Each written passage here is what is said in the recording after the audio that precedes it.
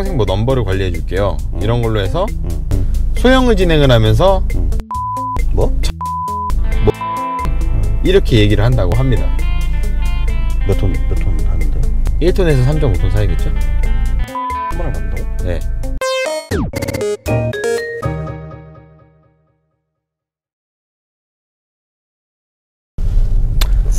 안녕하세요. 지입 컨설턴트에서 화물 멘토로 변신한 박병철입니다. 안녕하세요. JR맨 팀장 이형건입니다. 네. 그 지입 전문 컨설턴트라는 말이 너무 길어서 화물 멘토는 좀 어떨까 해가지고 좀 만들어 봤습니다. 언제 바꾼 거예요? 오늘요. 네. 그래요? 지금 제가 왜 또 차에 있냐 라고 여쭤보시면 사무실에서 쫓겨났습니다. 왜 쫓겨났죠? 사람이 너무 많아서. 네, 사람이 많다기보다는 상담이 이제 이루어지고 있는데 저희 같은 사람들은 좀 나가라 그래가지고 예, 커피 심부름 갈 겸 나왔습니다. 오늘 주제에 대해서 좀 말씀 좀 해주시죠.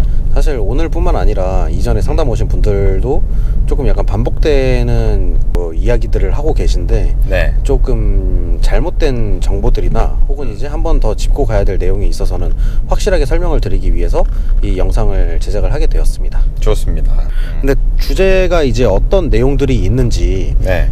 그것들을 좀 하나하나 살펴보면서 이제 이야기를 할 건데, 그러니까는 이 썸네일을 보고 들어오셨겠지만 오늘 할 얘기가 거의 뭐 전 부분에 해당되는 이야기를 하겠지만은 네. 그 중에서 좀 소형과 관련된 이야기가 많아요. 네, 맞아요. 소형에 대해서 이 업체들이 이야기를 하고 요즘에 이제 유튜브가 워낙에 활성화가 많이 되다 보니까 이런 채널 저런 채널들 많이 나오잖아요. 거기에서 듣고 오신, 그리고 상담 직접 받고 나서 이렇다는데 라고 하고 오셔가지고 말씀해 주신 분들의 이야기를 토대로 어이없는 부분도 좀 지적을 하고 네. 이야기를 하고 예비차주분들이 조금 혼동이 덜 가게끔 하고자 합니다. 네. 여러 가지가 있는데 그거를 제가 이 팀장과 함께 이 한 가지에 대해서 말씀을 좀 드려볼까 해요. 그리고 이제 하나 미리 말씀을 드려야 되는 건 제일 마지막에 가장 중요한 얘기가 있으니까 영상 끝까지 지속적으로 시청 부탁드리겠습니다. 어떤 주제가 있는지 첫 번째부터 좀 준비를 해왔는데, 네. 제가 한번 얘기를 하고 이 팀장이 답변하는 식으로 가죠. 첫 번째가 뭐가 있을까요? 첫 번째는 차량을 파는 회사에 가지 말라는 말을 해요. 차량에 파지 말. 이거 영상에서도 많이 나오고 이거에 대해서 좀 어떻게 생각하세요? 사기꾼들한테 낚이지 말란 말이랑 똑같은데요? 사기꾼한테 낚이지 말아라? 네. 차량을 파는데 그 차량이 신차인가요? 중고차인가요? 뭐 그런 말도 없어요. 그냥 단순히 차량을 파는 데는 가시면 안 된다 라고 합니다. 네. 저희도 그렇게 얘기하나요? 파는 데 가지 말라고? 아니죠. 차량을 구할 수 있으면 구해 오시고 차량을 구하지 못하는 어려움이 있으신 분들한테는 도와드리겠다라고 표현을 하죠, 저희는. 그렇지. 그러니까는 차량을 솔직히 그거보다는 먼저 구해 오셔라 이런 표현은 좀 나중이고 가장 먼저 보셔야 되는 차량을 먼저 보지 마시고가 맞는 거지. 차를 떼고 아예 전체적으로 볼 거면 일자리를 보는 게 완전. 일자리를 먼저 보시고 나서 차량을 생각해라. 그렇죠. 라는 게 맞는 것이고 차량을 파는 회사를 가지 말아라라는 건 아니고요. 왜냐면은 그렇게 되면은 진짜 굴지에 잘 나가는 회사가 있잖아요. 예를 들어서 뭐 문화를 만들어가는 기업 같은 경우도 차량이 센터 내에 있어요.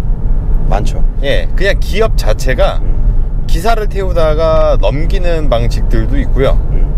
그러면은 그런 굴지의 대기업도 사기업체입니까? 아니죠. 네. 뭐 저희가 뭐 익히 알고 있는 땡땡맨도 있죠. 땡땡맨 같은 경우도 사기입니까? 아니죠. 아니죠. 말을 그렇게 해야 되는 게 아니라 차량만 파는 회사를 가지 말아라 라는 거지. 네, 내가 가서 일자리를 궁금해서 갔는데 차량에 대한 설명만 하고 그렇지. 이건 얼마고 아니 근데 일자리는 이라 했을 때 그 일자리는 제가 다른 데 가서 같이 보실 거예요 라고 하면 거기는 차량만 파는 회사가 됩니다. 사업자도 어떻게 만들어야 될지 몰라 라고 하면 그거는 제가 할 수 없어요. 알아서 해오세요 라고 말하는 회사는 없어요. 말을 그렇게 하면 안 됩니다. 첫 번째는 그거였어요. 두 번째는 일자리 자체가 인기가 폭발이다. 그래서 계약금을 걸어라 라는 회사는 가지 마세요 라고 영상에서 얘기를 합니다.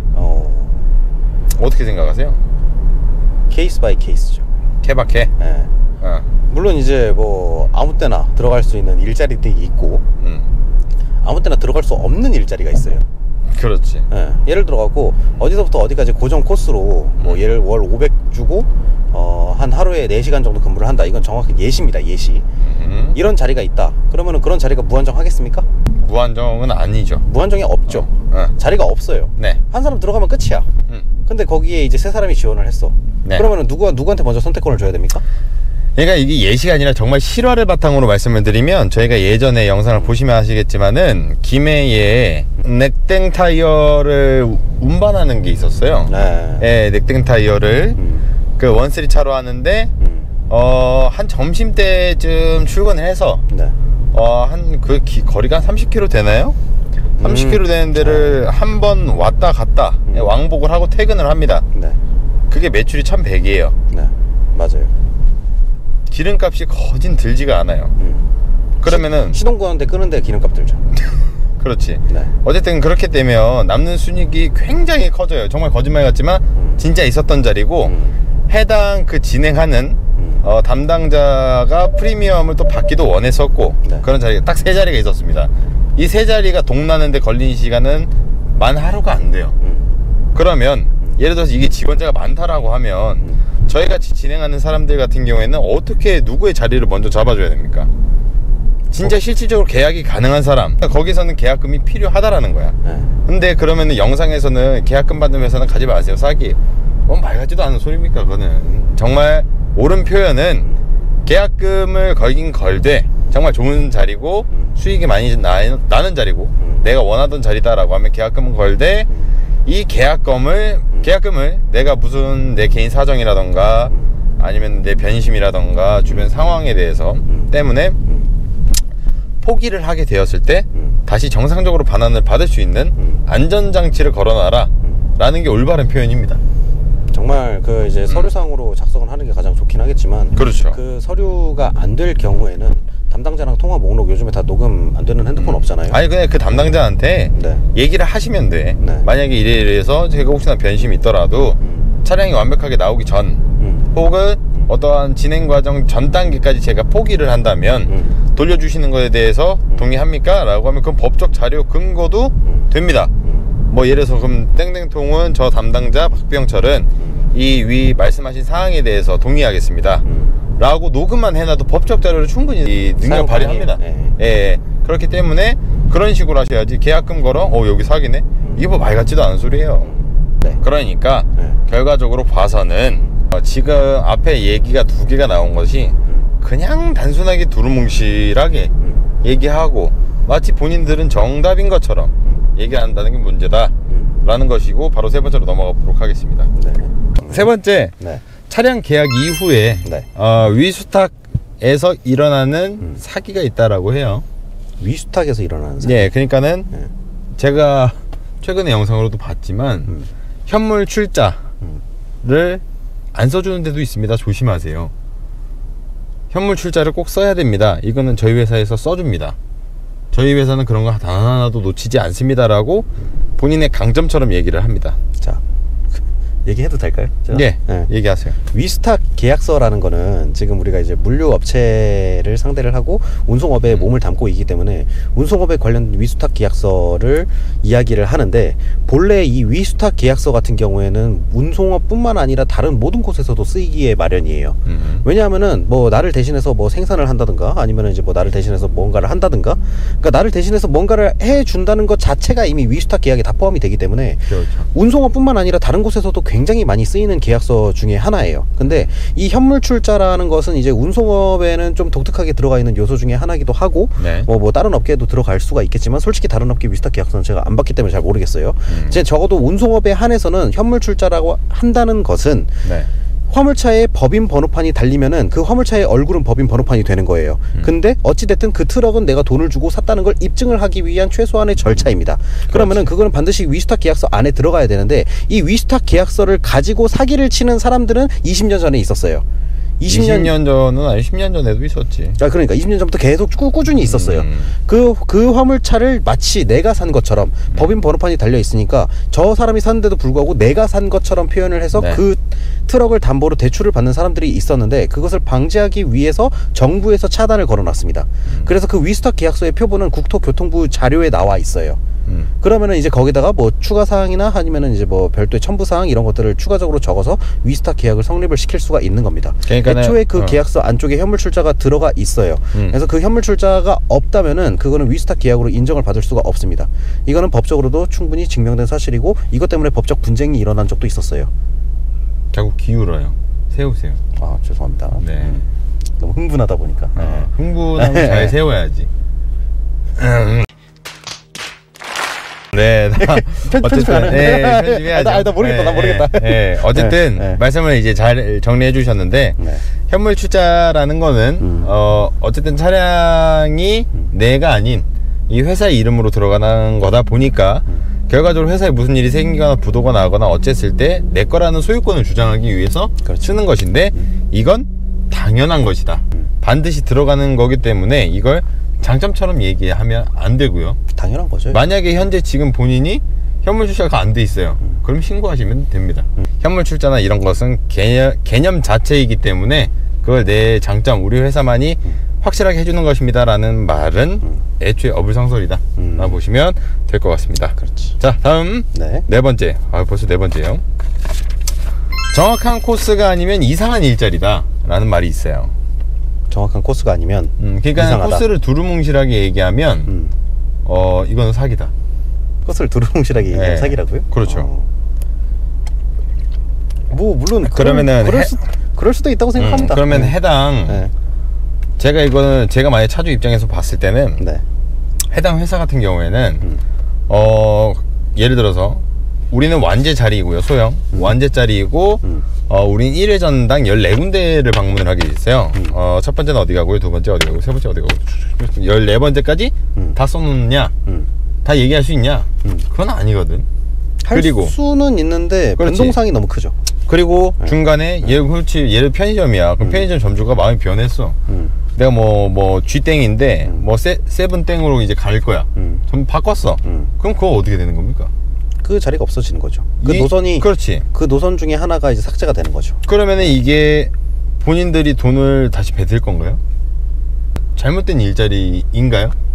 그건 아니죠. 그건 아니지. 이렇게 말을 하면은 안 된다라고 저는 생각을 합니다. 어떻게 생각하세요? 보통 이제 이거는 제가 봤을 때는 소형하고 중형하고 조금 나눠져서 생각을 할 수가 있을 것 같아요. 왜냐하면 이제 소형 같은 경우에는 주로 완제 무제가 많은데 그 완제 무제의 핵심이 되는 것 중에 하나가 뭐 몇 시에 이제 센터에서 물건을 싣고 몇 시까지 이제 어디를 돌면은 약속된 시간과 약속된 장소에 잘 배달을 했기 때문에 그거에 따라서 완제 뭐 얼마를 지급하겠다, 무제 얼마를 지급하겠다, 이거랑 비슷한 내용인 것 같은데 솔직히 소형 같은 경우에는 변동성이 너무 심해요. 센터에서 그 물량이 뭐 매일같이 나오는 게 맞지만 그렇다고 해서 뭐 예를 들어서 내가 한 회전 뭐 두 회전 하는데 어떤 날은 두 회전만 할 수도 있고 어떤 날은 3회전 할 수도 있고 어떤 날은 4회전 할 수도 있고 그래서 이제 완제 플러스 알파라고 적어두는 그런 공고들이 굉장히 많은데 이거는 그 센터가 아니라 다른 센터로 갈 수도 있다고 저는 생각을 하거든요.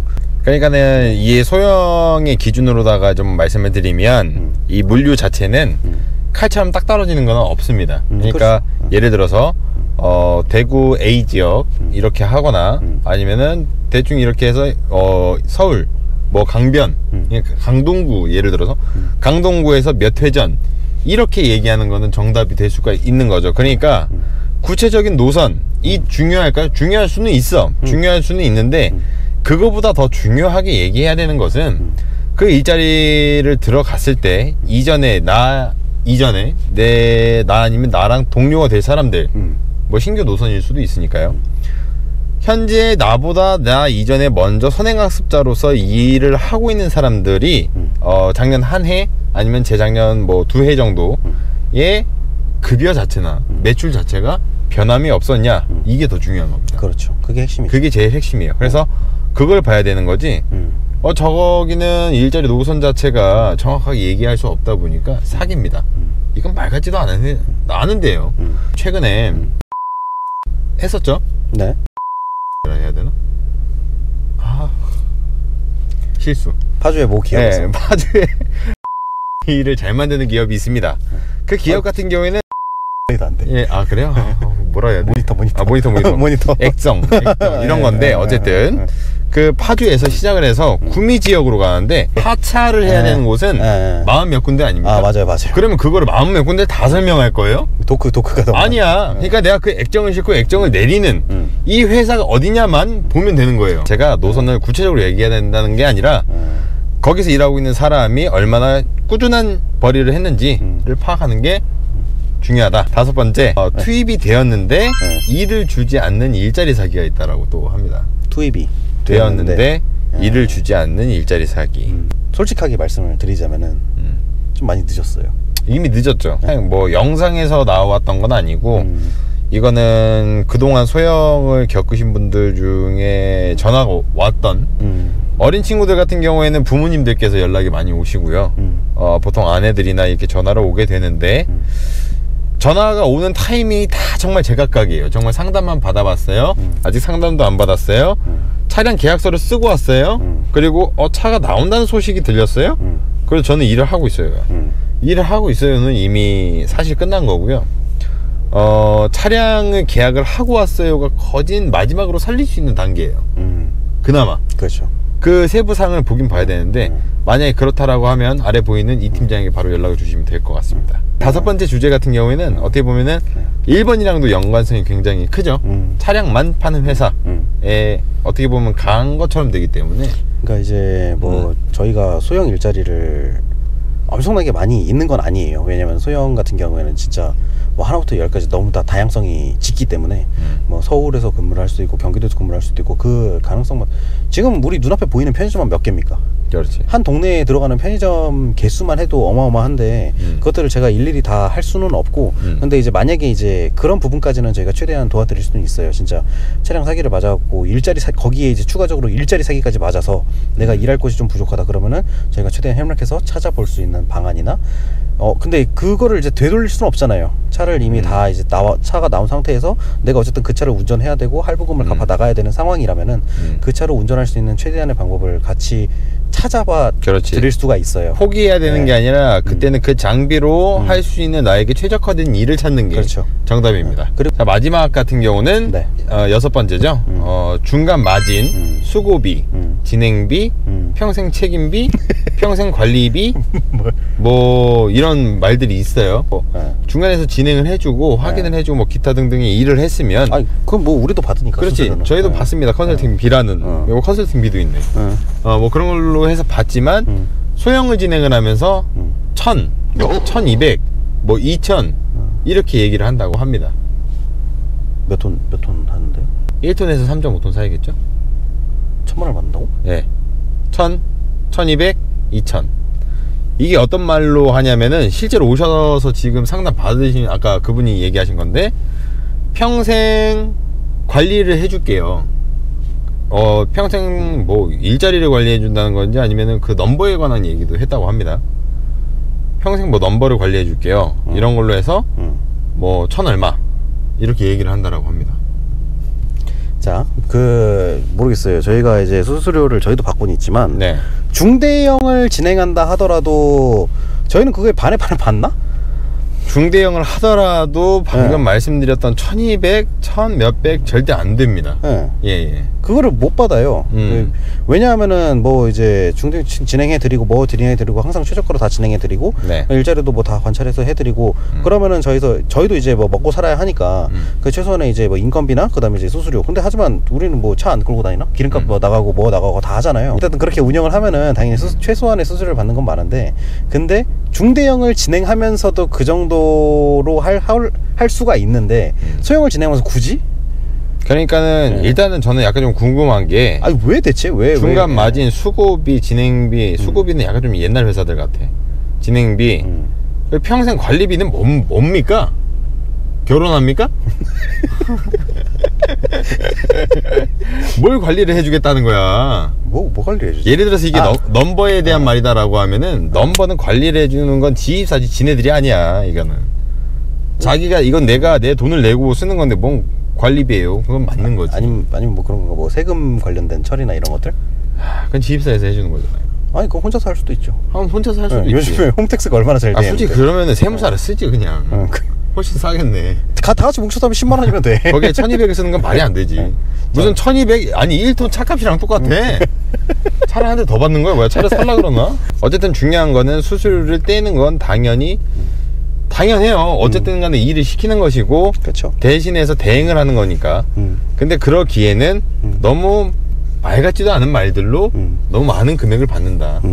소형으로 하면서 거의 소형 차값 한 대를 받아 제끼면 그건 말이 안 되는 거고, 양심이 없는 거죠. 이게 만약에 넘버에 관련된 거면 넘버는 본인들, 그러니까 예비 차주분들이 돈을 내고 쓰는 것이기 때문에 그렇게 생각하시면 안 돼요. 관리해 준다라고 돈을 내주는 거니까 당연히 매달 냅니다. 지임료라는 거는. 그러니까는 너무 부풀려서 이런 거 다 해주고 뭐 하고 나는 그래서 평생 뭐 책임비 그런 것도 받아야 되고요, 현물 출자도 써주고 이렇게 얘기한다는 것 자체는 장점이 아니라 당연한 것이고 금액을 줄여야 되는 게 맞는 겁니다. 그렇죠. 그리고 뭐 일자리 노선을 말을 하면 안 하면은 가지 말아라, 차를 파는 회사는 가지 말아라, 이런 것들은 얘기를 좀 더 정확하게 해야지. 이 물류 쪽 바닥, 그러니까 지입 쪽 바닥에서 오래 안 해본 티가 납니다. 그러면 네, 차주분들은 아마 다 아실 거예요. 예비 차주분들은 이제 처음이니까 모르실 수 있지만 약간 좀 콧방귀 좀 끼시는 우리 차주분들 같은 경우에는 그런 데 가시면은 바로 욕 몇 마디 뱉고 나와요.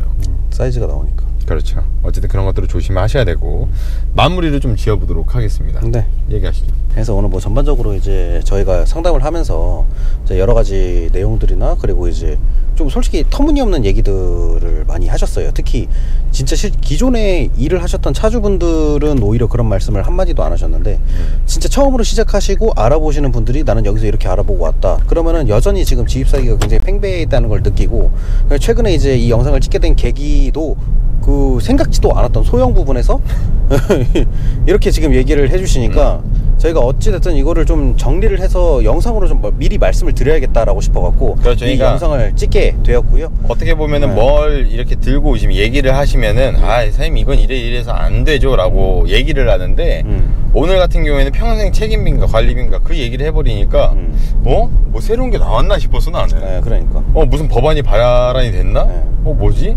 이렇게 생각이 되더라고요. 말 같지도 않은 소리였다 라는 것이고, 아까 제가 초입부에서 얘기한 것처럼 네.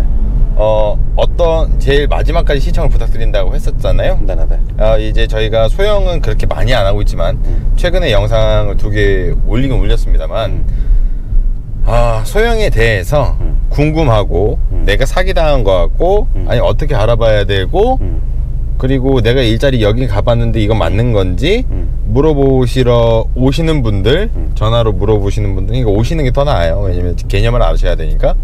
이런 분들은 다 금액을 영원에 모든 걸 말씀드리고 그렇게 이렇게 하시면 돼요, 조언을 해드리고 어떻게 가세요 라고 말씀을 드리려고 합니다.